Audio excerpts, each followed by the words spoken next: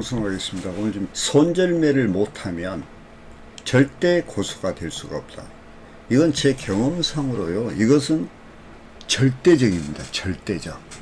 손절매, 우리가 이제 손절매를 걸죠. 이제. 근데 약한 투자자들은, 트레이더는 물타기 하는 습관이 있어요. 물타기. 이게 물타기와 불타기가 있는 거예요. 예를 들어서 이제 여기서 이 상승각이었는데, 여기에서 이렇게 상승각에서 매수를 했는데, 떨어졌어. 여기서 이제 손절 났잖아요. 근데 손절 안 해. 근데 여기서 이제 맞고 올라갈 줄 알았더니 이렇게 더 내려와 버리거든. 여기 와도 안 해.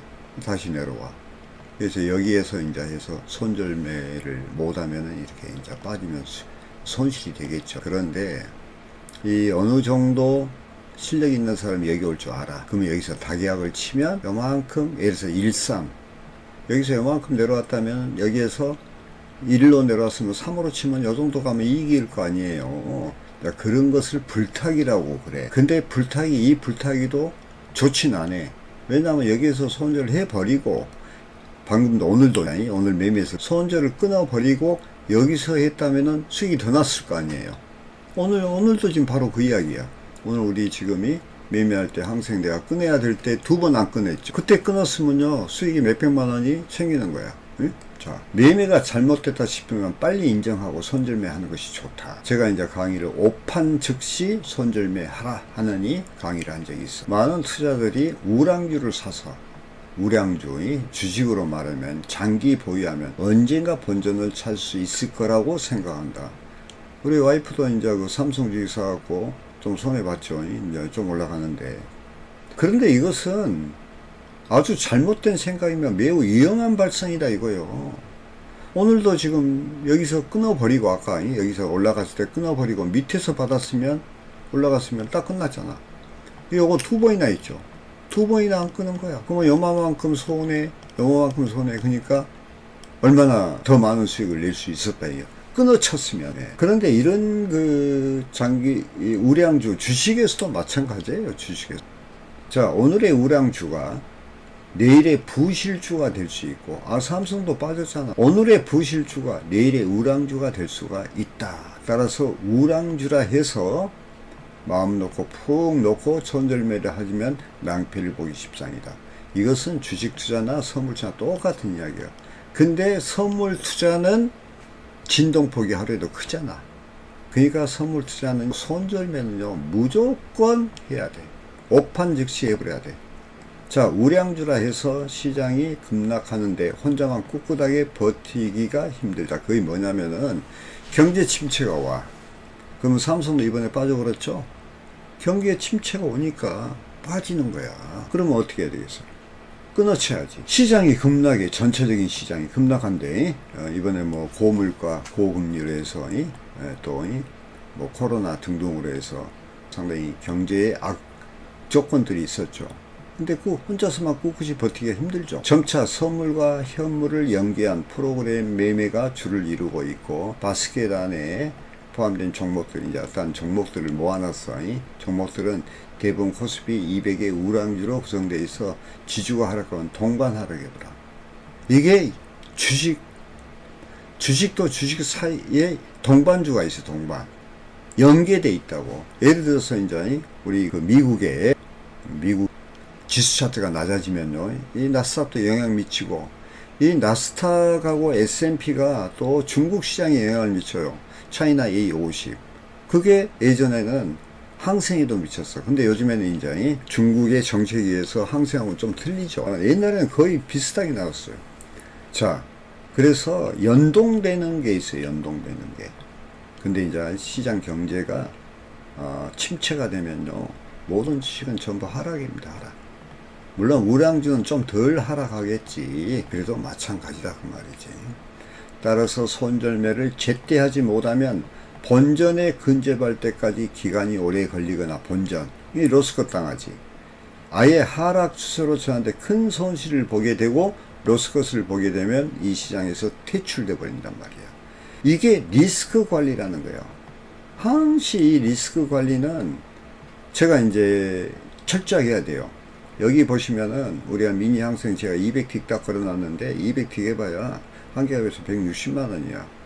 근데 200틱도 안 와. 요거 이제 어떤 경우는 100틱 잡을 때 있고, 또 어떨 때는 단기로 볼 때는 40틱도 잡을 때가 있어요. 근데 이제 이 손절에 대해서가 이런 게 있어. 손절도 상대 손절이 있어요. 상대 손절. 절대 손절이 있어.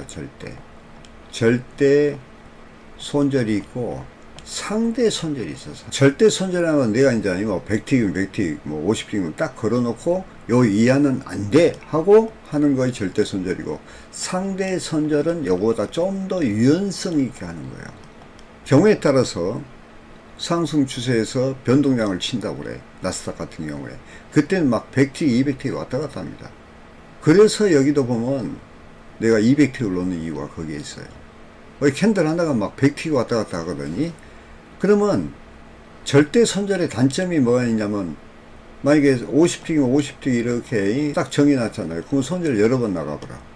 그러면은 그 다음에 손이 안 나갑니다. 그러나 상대 손절은 시장에 맞게끔 약간 여유있게 손절폭을 조정하는 거지. 저는 이걸 합니다.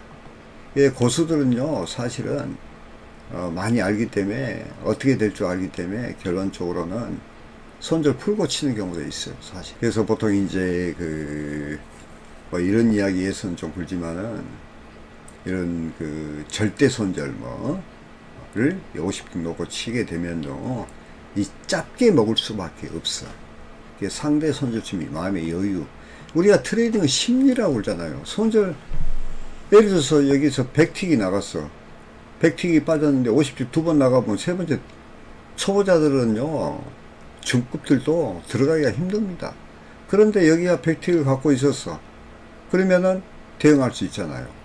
한 계약을 더 연다든가. 그게 이제 불타기가 되면 좋아. 근데 계속 물타기 하면 안 되겠죠. 예. 그래서 손절 제한은 절대와 상대가 있다. 그래서 이제 프로 트레이더 추세추형 저자인 아키소님은 상대 손절을 해요. 거의 대다수가 상대 손절을 합니다. 그리고 이 절대 손절은 초보자들이 많이 해. 자, 손절매에 약한 투자자들은 평균 매수 단가가 낮춰 기술적 반등 시 팔고 나오겠다는 전략. 이게 이제 불타기야. 한 계약에서 손실 봤는데 두 계약, 세 계약 여면 평균 매수 단가가 낮춰지죠. 그러면 약간만 반등해도, 기술적 반등해도 팔고 나오면은 애들 수익을 본다든가 본전으로 나올 수 있다. 이런 것은 하는 물타기 습관이 있어요. 이건 우리가 사용해, 전략적으로. 근데 이것도 적어도 이제 중급이나 고수 이상이 하는 것이지, 초기에서는요, 예를 들어서 이 기술적 반등을 모르는 거야. 그러기 때문에 손절매는 무조건 해야 된다. 자, 봐, 이제. 그런데 이제 뒷이야기. 전략대로 다 풀린다면 다행이지만, 그렇지 않을 경우에 손실이 눈덩이처럼 불어나게 된다. 자, 매매가 잘못됐다 싶으면 빨리 인정하고 손절매 하는 것이 프로의 자세다. 요거 있기요.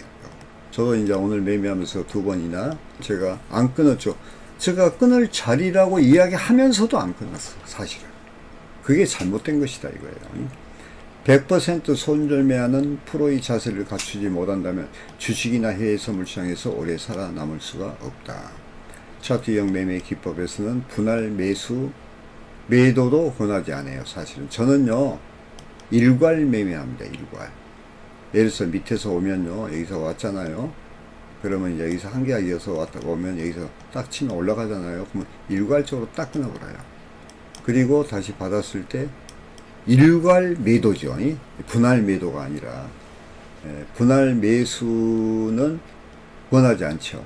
그리고 여기서 상승가에 있었을 때 매수를 지나면 여기에서 이렇게 해서 추세가 완전히 이렇게 안착이 돼서 이렇게 칠 때 있어요. 보통 13선 지지바. 이때 계약수가 딱 들어가버려. 그래서 올라칠 때 딱 끊어버리는 방법이야. 그래서 뭐 올라가면 하나 치고 올라가면 하나 치고 그런 걸 잘 안 합니다. 할 때도 있긴 있죠. 자, 분할 매수 전략을 살펴보면 이론은 그럴듯하지만 실제 매매에 보면 손절매는 하지 못하고 계속 물타기를 할 가능성이 높기 때문이다. 더욱이 여러 차례 분할 매수를 하기 때문에 정확한 매매 타임을 포착하지 않아도 된다는 아니란 생각으로 이어질 수 있다. 자, 이제 요건 진짜 중요한 거야. 내가 왜 그런 거 하니? 제가 지금 교육하고 있는 우리 수석 트레이너나 나머지 교육생한테도 단기약의 중요성을 이야기하는 이유가 바로 그거예요.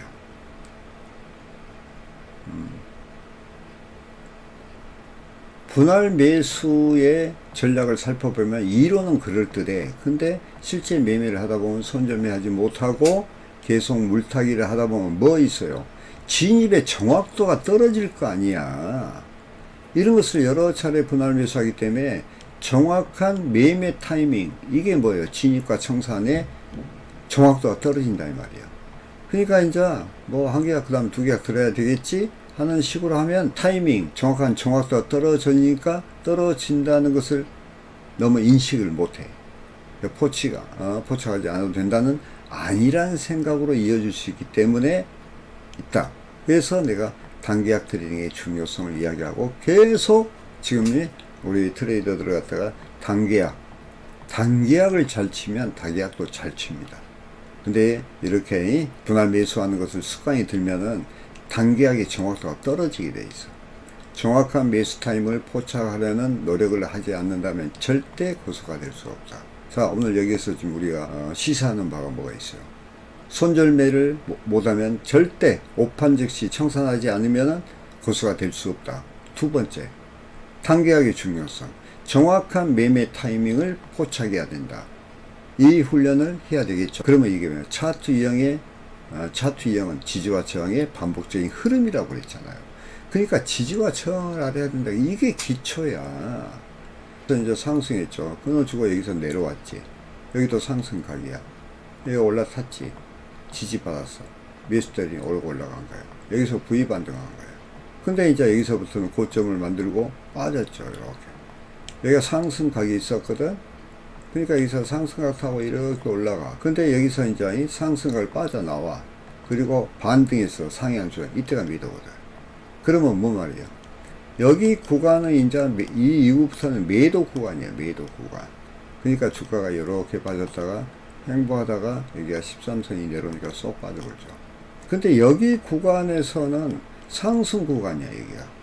그러니까 여기 내려와서 여기에서 턴을 하는 거야. 봐봐. 여기서 이제 66선이라면 여기가 13선이 봐봐. 13선이 이렇게 돌잖아. 여기서는 상승으로 갔던 것이 여기서 수평으로 돌면서 턴을 해서 이렇게 내려오니까 요놈이 빠져서 여기서 반등하니까 13선 저항이 되니까 이게 매도 자리다. 그 이야기야. 이런 차트 유형에서 정확히 알아야 된다는 거예요. 그래서 이 사람 물론 오판할 수가 있어요. 오판할 수. 저도 이제 트레이딩 하다 보면 오판 되는데 오판 됐으면은 아차 싶으면은 바로 손절해라. 그게 고수가 되는 지름길이다. 고수가 뭐예요? 수익을 많이 내야 되겠죠. 그러면 어떻게 해야 돼서 손실을 길게 끌고 하지 마라. 그 이야기를 하는 겁니다. 그래서 오늘은 손절매의 중요성을 말씀드렸습니다. 자, 감사합니다.